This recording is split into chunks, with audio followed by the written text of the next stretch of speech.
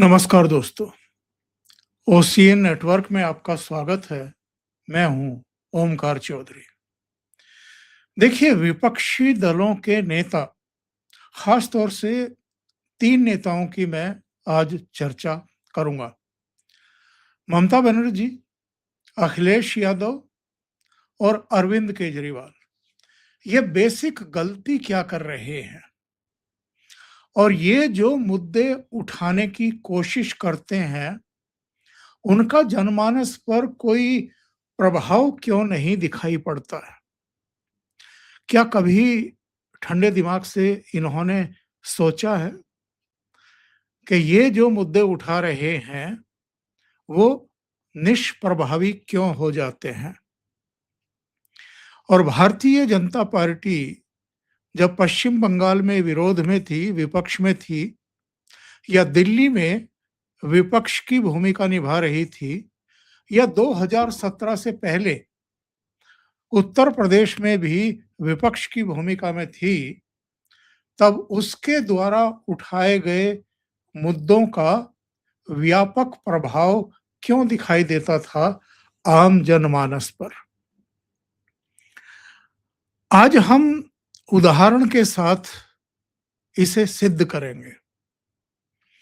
जैसे अभी पश्चिम बंगाल में एक घटना हुई है, बहुत ही दुर्भाग्यपूर्ण घटना हुई है। कोलकाता का ही बाहरी इलाका है बरुईपुर। वहां पर एक 11 साल की बच्ची अचानक लापता हो गई। अगले दिन तालाब में उसका शरीर मिला, उसका शव मिला। लोगों ने उसको देखा, उसको बरामद किया। इसके बाद वो पुलिस के पास गए।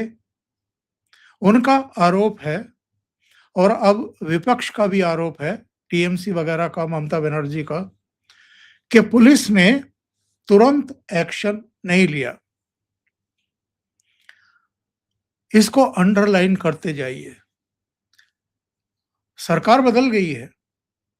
आज शुवेंदु अधिकारी मुख्यमंत्री हैं। इसके बावजूद पुलिस अगर उतनी सेंसिटिविटी नहीं दिखा रही है, तो इसके लिए कौन जिम्मेदार होगा? जिनका 15 साल तक शासन रहा, या इनके पहले वामपंथियों का शासन रहा, जिस तरीके से पुलिस में अपने कैडर को इन्होंने भर्तियों में लगाया, या जिस तरह से पुलिस का राजनीतिकरण किया, या जो एक वहां की कार्य संस्कृति बन गई, उसके चलते क्या पुलिस का ढीला रवैया रहा? ये जांच का विषय है। अब तो खैर एसआईटी का गठन भी हो गया है। मुख्यमंत्री शुवेंदु अधिकारी ने कहा है कि जो भी दोषी हैं उन पर सख्त एक्शन होगा। 3 गिरफ्तार किए जा चुके हैं, 3 या 4 अभी हिरासत में हैं, अभिरक्षा में हैं। उनमें से भी गिरफ्तारियां तय ही मानिए। पोस्टमार्टम हो गया है। पोस्टमार्टम के बाद पॉक्सो के तहत भी मामला दर्ज हुआ है, यानी बच्ची के साथ बलात्कार भी हुआ है, उसकी निर्मम हत्या भी हुई है। ये वाकई बहुत शर्मनाक घटना है, शर्मसार कर देने वाली घटना है। इसमें कोई खराबी नहीं है कि विपक्ष इस मुद्दे को ना उठाए। ममता बनर्जी को हक है, अभिषेक बनर्जी को हक है, उनके जो संगी साथी हैं उनको ये बात उठाने का, सरकार के ऊपर, पुलिस के ऊपर, प्रशासन के ऊपर दबाव बनाने का पूरा हक है। लेकिन इसमें भी जिस तरीके से चीजों को मोल्ड करने की कोशिश की गई, जिस तरह एक ड्रामेटिक वे में चीजों को मोड़ने तोड़ने की कोशिश हुई, जैसे ममता बनर्जी और उनके साथियों ने कहना शुरू किया कि ममता उस बच्ची के परिवारजनों से मिलने के लिए जाना चाहती थी, लेकिन उनके घर के बाहर सुरक्षा बल तैनात कर दिए गए, अर्धसैनिक बल लगा दिए गए, उनको हाउस अरेस्ट कर लिया गया, और यहां तक कह दिया गया कि ये तो सुपर इमरजेंसी थोप दी गई है विपक्ष के ऊपर और पश्चिम बंगाल में लोगों की आवाज दबाई जा रही है। और वही ममता बनर्जी बाद में एक हरी मोमबत्ती लेकर के सड़कों पर निकलती हुई और प्रदर्शन करती हुई दिखाई भी पड़ी। तो अगर ममता बनर्जी को निकलने ही नहीं दिया जा रहा था, अगर वहां सुपर इमरजेंसी लगी हुई है, अगर उनके घर के बाहर अर्धसैनिक बल तैनात कर दिए गए थे, तो फिर ये हरी मोमबत्ती लेकर के वो सड़कों पर कैसे निकल पड़ी? उनको रोका क्यों नहीं गया?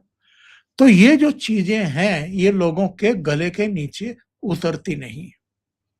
फिर लोग ये भी पूछ रहे हैं कि आज अगर भारतीय जनता पार्टी की सरकार है, शुवेंदु अधिकारी मुख्यमंत्री हैं और एक बच्ची के साथ दुर्भाग्यपूर्ण घटना हुई है, उसके साथ रेप हुआ है और उसकी निर्मम हत्या करके तालाब में उसकी डेड बॉडी फेंक दी गई।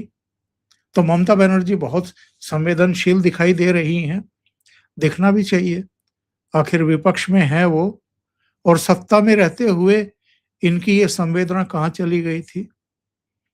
संदेश खौली का मामला हो, आरजीकर मेडिकल कॉलेज का मामला हो या दूसरे कई केस हो, एक 2012 में भी केस हुआ था और तब इन्होंने बहुत भद्दा बयान दिया था कि इस मामले को बिना मतलब तूल दिया जा रहा है, वो लड़का और लड़की में सहमति थी, वो लड़की लड़के के साथ चली गई थी, तमाम तरह की बातें जो है इन्होंने कही थी।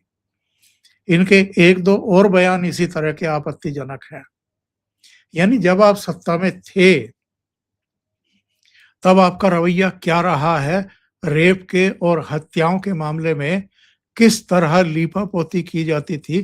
तो जो आपका अतीत है और आप कार्रवाई भी करने को तैयार नहीं थी, क्योंकि उसमें टीएमसी के लोगों के नाम आ गए थे, तो उन पर एक्शन से बच रही थी। यहां तो कोई नहीं बच रहा है। पुलिस ने अगर लापरवाही की है तो एसआईटी का गठन हो गया है, वो उस मामले को भी देखेगी, उस पर भी एक्शन होगा, कार्रवाई होगी। एसआईटी का गठन हुआ है तो तमाम पहलुओं की जांच पड़ताल हो जाएगी। मुकदमा कायम हो गया है, पॉक्सो में भी मुकदमा कायम हुआ है, 3 की गिरफ्तारी हो गई है, 4 अभिरक्षा में है। यानी सरकार एक्शन में दिखाई दे रही है। तो जो इनकी बयानबाजी है, जो लोगों में एक मैसेज भेजने की कोशिश है, सुपर इमरजेंसी लगा दी गई, ममता जी को निकलने नहीं दिया जा रहा है, हाउस अरेस्ट कर दिया गया है, लोकतंत्र का गला घोटा जा रहा है, तो फिर कौन आप पर भरोसा करेगा? जो बयान आपके आ रहे हैं और जो हरी मोमबत्ती आपके हाथ में लोगों को दिखाई दे रही है, उनमें आपस में तो कोई तालमेल दिखाई नहीं दे रहा है ममता जी। दूसरी बात, अखिलेश यादव। अखिलेश यादव ने चढ़ावे में, राम मंदिर के चढ़ावे में जो गिरफ्तारियां हुई हैं, 8 लोगों की गिरफ्तारी हो चुकी है। ट्रस्ट के 2 सीनियर मोस्ट लोगों से इस्तीफे ले लिए गए। ट्रस्ट की बैठक में एक दिन पहले उन इस्तीफों को स्वीकार भी कर लिया गया। चंपत राय के बयान भी आ गए हैं, अब सामने हैं। उन्होंने कहा है कि वहां पर जो कैश की गणना में युवक भर्ती किए गए थे या लगाए गए थे, वो बैंक की तरफ से लगाए गए थे। यानी उनके चयन में, उनकी नियुक्ति में चंपत राय का कोई हाथ नहीं था।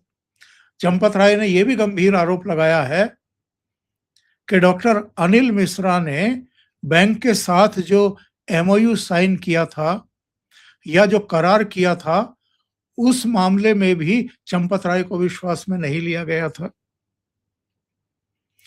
और अनिल मिश्रा ही संभवतः बैंक के साथ मिलकर के इन सारी नियुक्तियों के लिए जिम्मेदार हैं।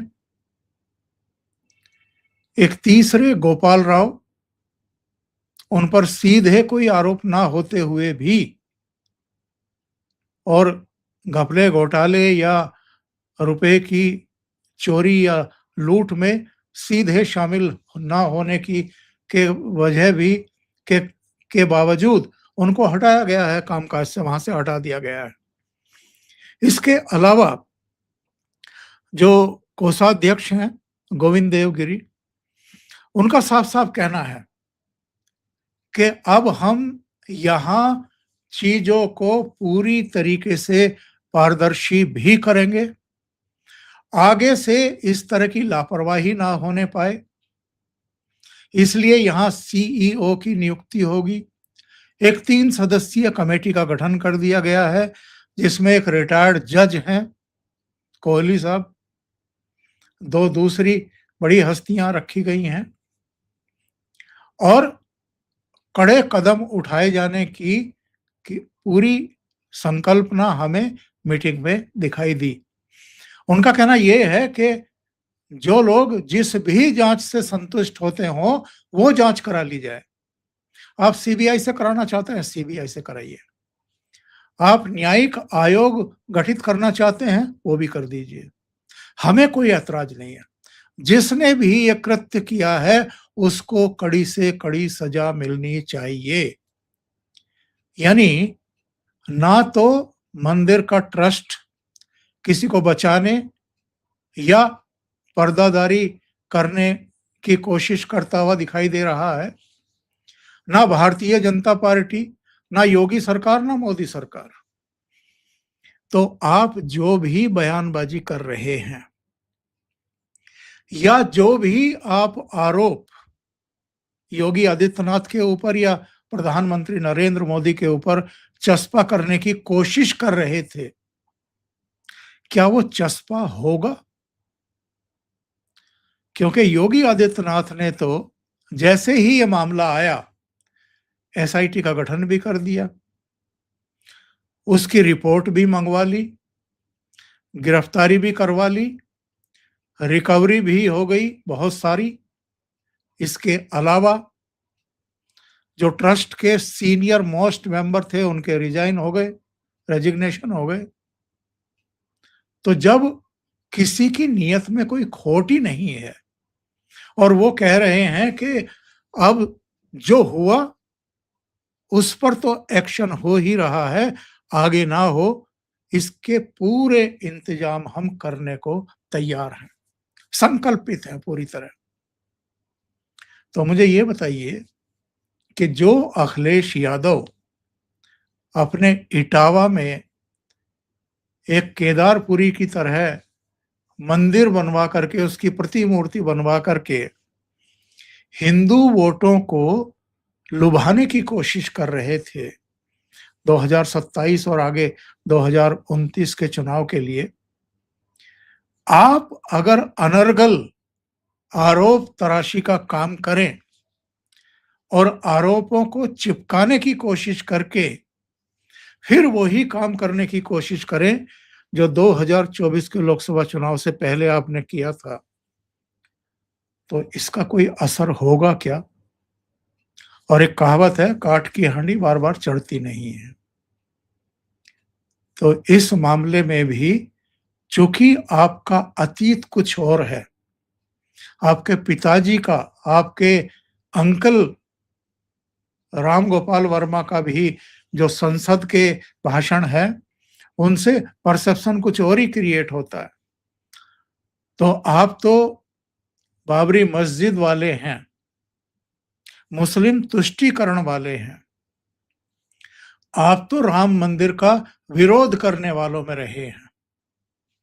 आपने तो जब से प्राण प्रतिष्ठा हुई है 22 जनवरी 2024, तब से अब तक अयोध्या में रामलला के दर्शनों के लिए जाकर के झांका भी नहीं है। तो ये जितना इंडी अलायंस के घटक दल और नेता हैं, वो जब राम मंदिर के चढ़ावे पर बयानबाजी करते हैं तो फिर ये प्रश्न तो उठता है ना कि आपका कंट्रीब्यूशन क्या है इस मंदिर के संघर्ष में, निर्माण में, प्राण प्रतिष्ठा में, चढ़ावे में, दान दक्षिणा में और उसके निर्माण में।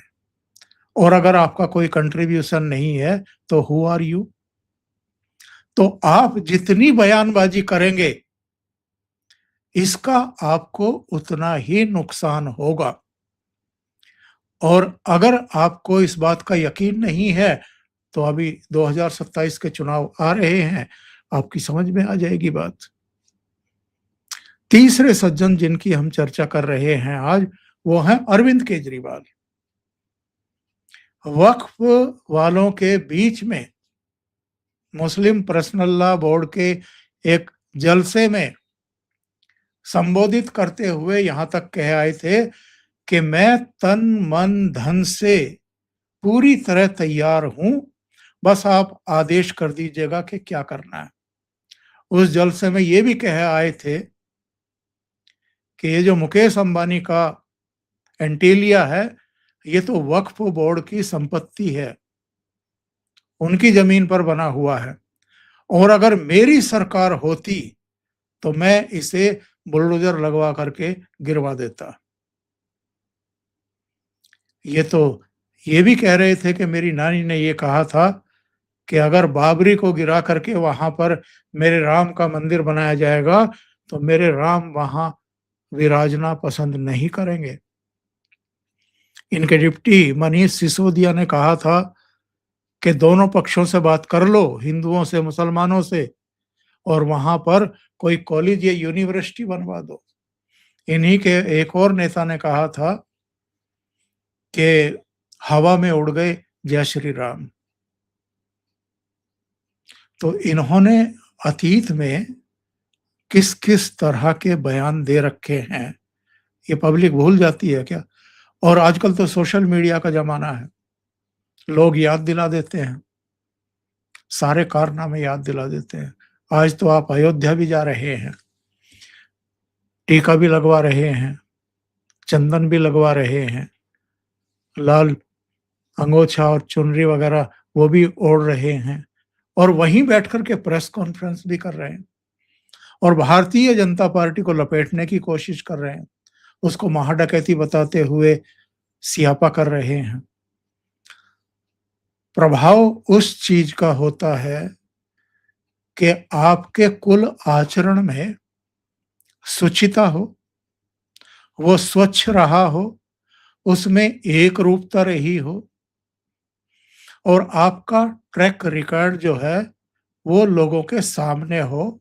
ये ना हो कि कल आप कुछ और कह रहे थे, आज आपने राजनीतिक हितों को साधने के लिए कोई और लाइन पकड़ ली है। तो अभी के लिए इतना ही। बहुत बहुत धन्यवाद। अगर आपको ये चैनल और इसके कंटेंट पसंद आ रहे हैं तो लाइक करें, कमेंट करें, वीडियो को शेयर भी करें। अभी तक अगर आपने ये चैनल सब्सक्राइब नहीं किया है तो सब्सक्राइब कर लें, साथ में लगे बेल आइकॉन को दबाना ना भूलें ताकि आगे आने वाले वीडियो और उनके नोटिफिकेशन आप तक पहुंचते रहें। बहुत बहुत धन्यवाद। नमस्कार।